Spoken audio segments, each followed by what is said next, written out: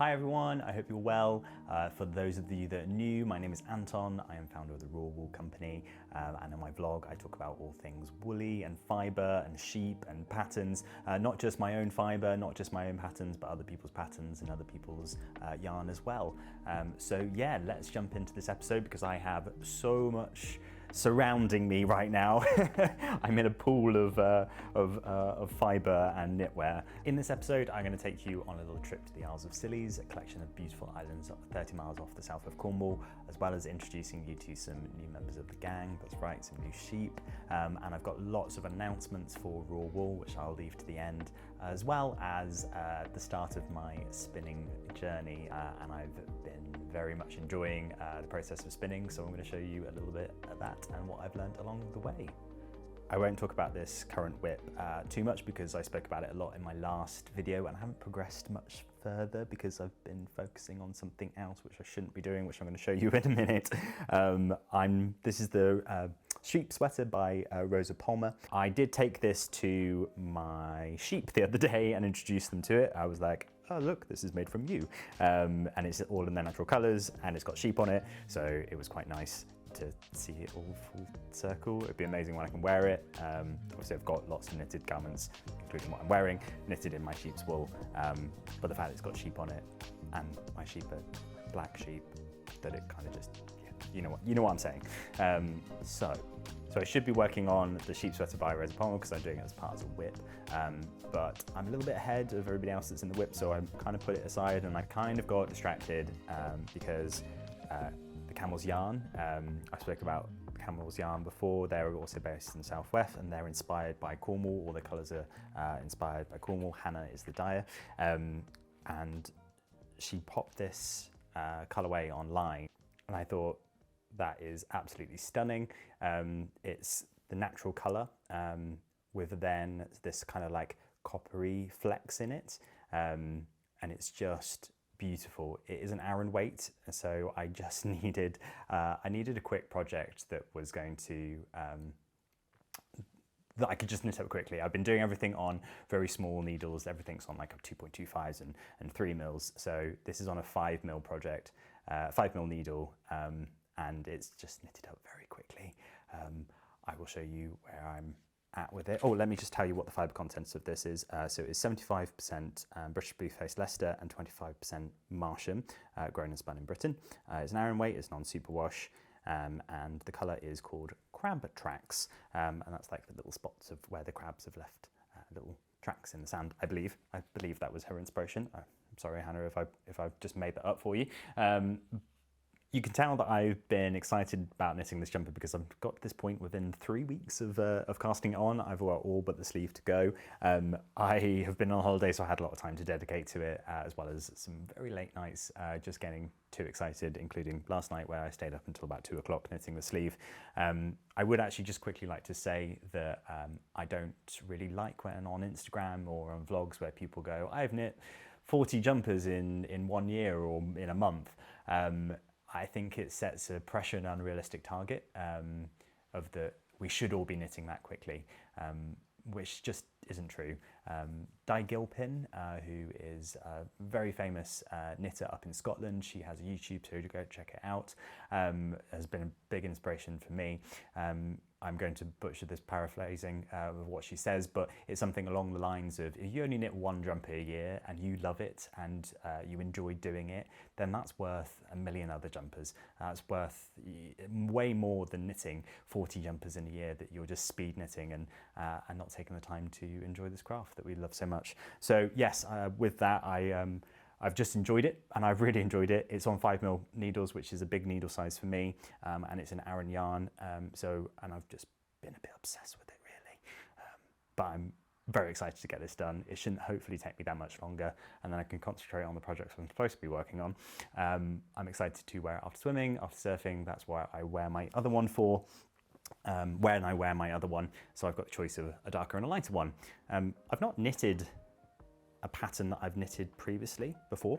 I'm like to move on to different patterns to learn new techniques or new styles or designing my own ones. But this one, I needed something that was cleansing, something that I knew. You can just look at the line and it says knit or purl all, or knit one, purl one for the whole line, with a little bit of increasing decreases. So it was perfect for holiday knitting and perfect for what I needed for me in that moment recently. I just said that I don't very often repeat patterns. I've done it again. Seems to be a thing that I'm doing at the moment.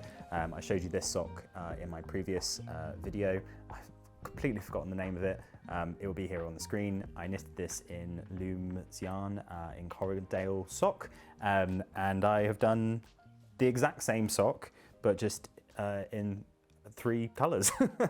Again, all in Loom yarn. So some of the leftover colours from that sock, plus this colour, which is sorrel, which I bought at Big Flock. I spoke about this in my last video.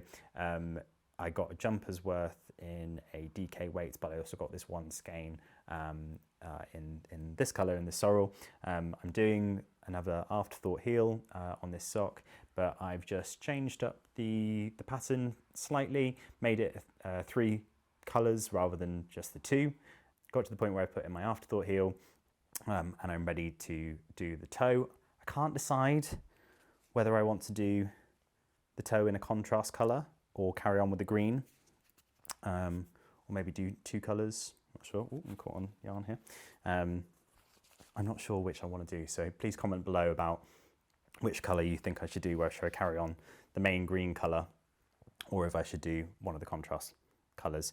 The colours I have here are called Honey Mustard, which is the orange, and then I believe this is called Milk Tea, and this one, as I said, is called Sorrel.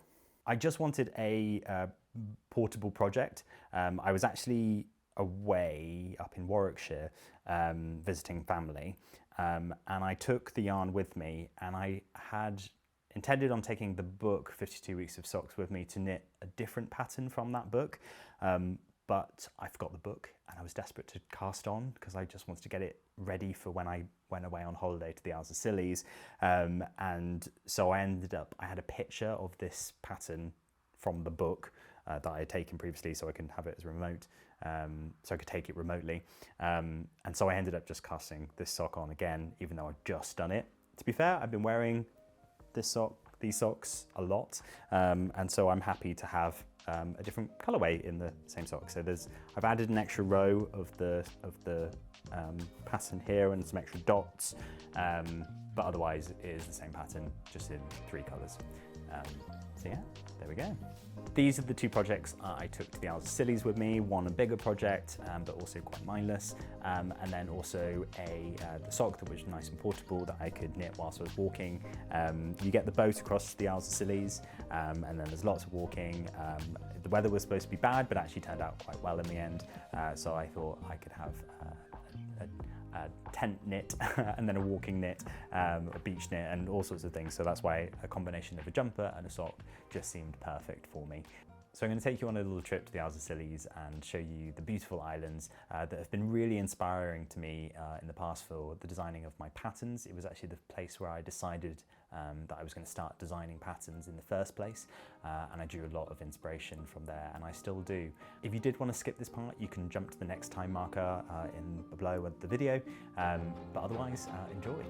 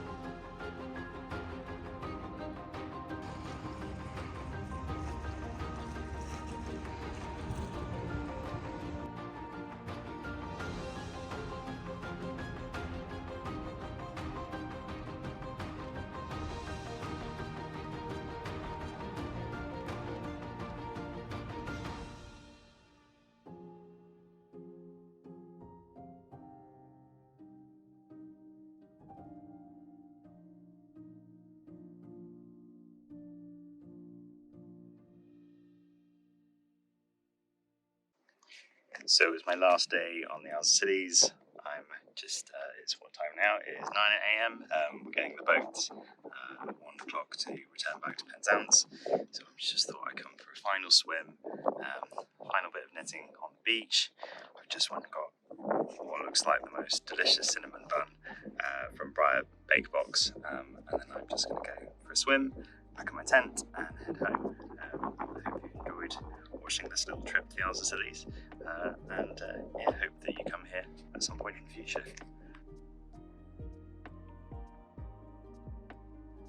So there you have it, that was the Isles of Scillies.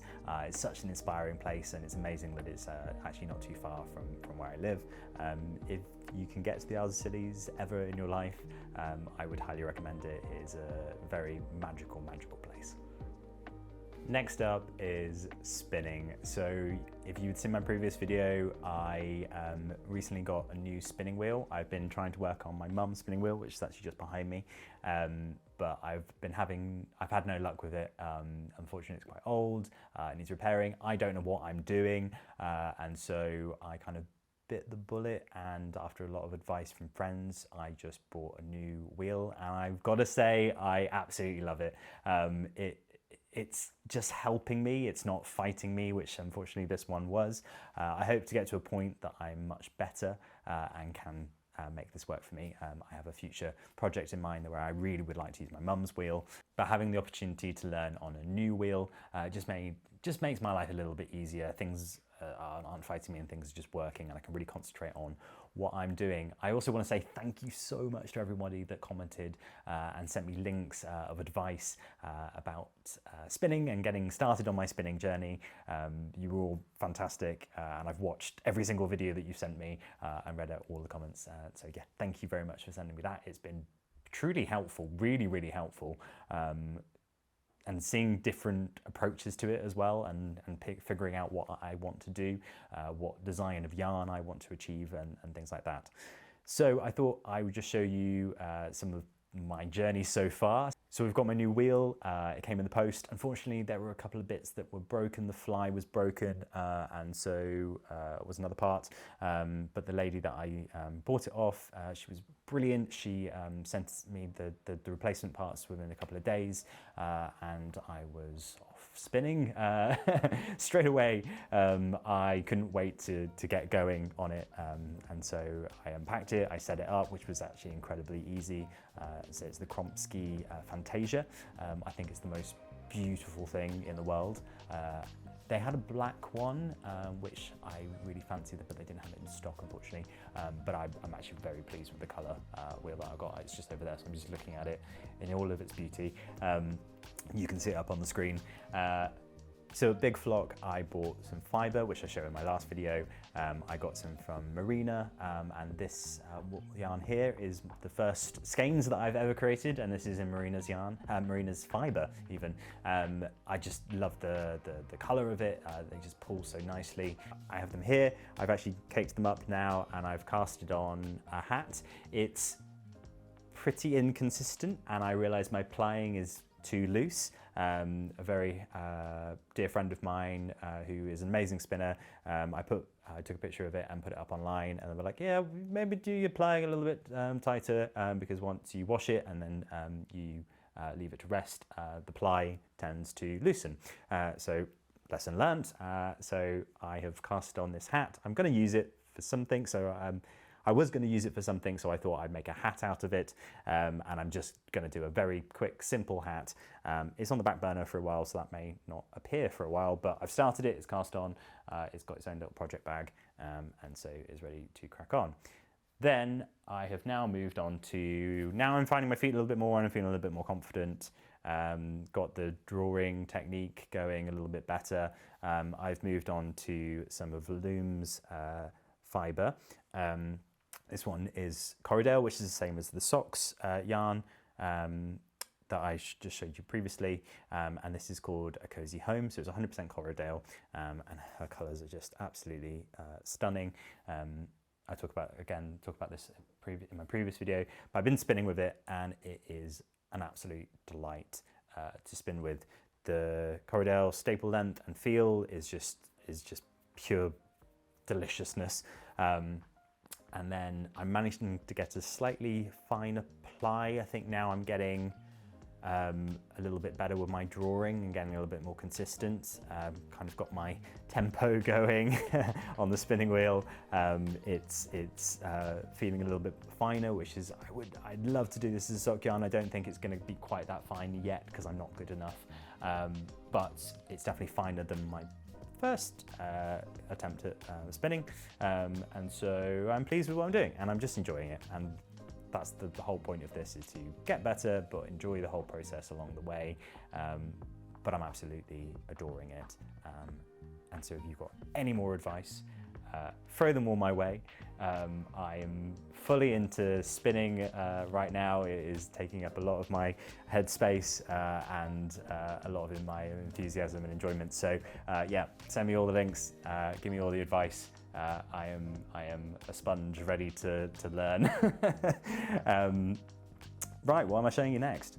I feel like I'm doing quite a good job of actually buying stuff and then using it. I showed in my previous video of the stuff I bought at Big Flock, and I've used the fibre, I've used some of the Corriedale sock yarn, which is very unlike me. Most things end up going to my stash for ages, and then I dither about what I'm actually going to make it into. So I had a good sort out. I looked at my stash and I've delegated projects to different things, but I've also looked at skeins that have been sat there for a while and thought they probably need to go to a new home. So I've, as part of Raw Wool company anyway, I've been doing a big summer sort out. So I've got ends of cones, which I keep for sort of archive purposes for people. So if they stash their project and then they knit it and they realise they haven't got enough, I can offer them some ends of cones so they can finish their projects.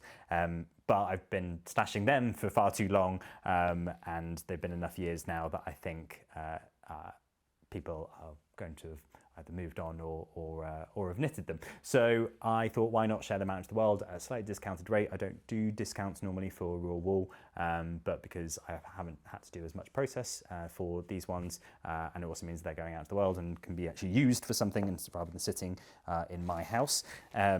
There's ends of cones, as I said, but there's also skeins that are of odd weights, so they're not 100 grams. Some of them are 50 grams, some of them are 60 grams, some of them are 140 grams, some of them are 200 grams. It's just where I've created odd skeins and said I will sort them out at some point and haven't. And so they are on the website at the moment. So you've been thinking about maybe using some raw wool, or you've got a project in mind, or there's some previous batches that you like, head over to the website because there are some end of cones and some skeins available. I'm going to put a few more up online, so they're being used and not just sitting in my house. I've also gone through my own personal stash. I'm not going to show you everything because it's all online, but I've just got some ones here to show you. So I've got some of this from Zucami. There's some fluff and also some organic merino in Bonfires, Frog on the Valleys. I made a project in this, and it was these are left over, but they're full-size skeins. So there's them, another thing from Zucami. This is all just because my sort of preference of colours have slightly changed, or they've been sat there for so long, I haven't got the right project for them. Some Camels yarn in this beautiful, beautiful fleck colour. This beautiful colour with flecks in it, and then as well as some other hand-dyed yarns. So yeah, there's lots to be had. Head over and have a look, and it means that they're actually going to a good home and actually will be made into something rather than sitting in my stash until the end of time. So yeah, head over to the Raw Wool website and they are listed there.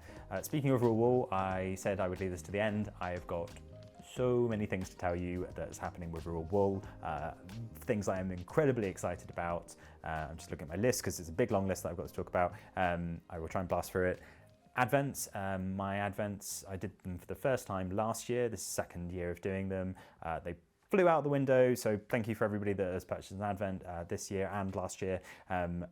I only have a capacity to do so many of the big advents, and so I thought maybe I can do some smaller advents and call them like a solstice box or winter solstice box or something like that.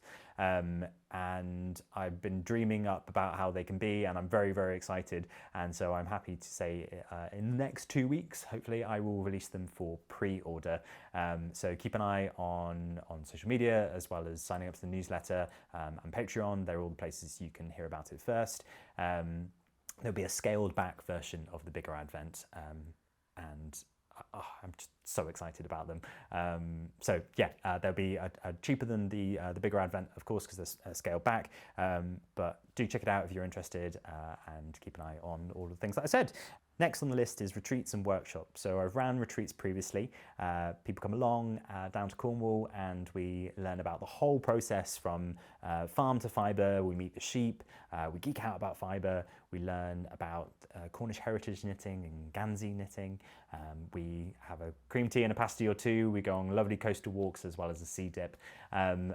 They've ran beautifully in the past, and so I plan on doing some more. So I will be releasing some dates for spring, hopefully in the next couple of weeks. So do sign up on the website. There's an early bird access. Also, if you join Patreon, you will get early bird access to that as well. Details of that are in the show notes. Workshops are sort of a mini version of the retreats in a half day. So we will go to the farm, you meet the sheep, talk about fibre, go for a coastal walk, and end up down at the pub and have a drink or a cup of tea or coffee.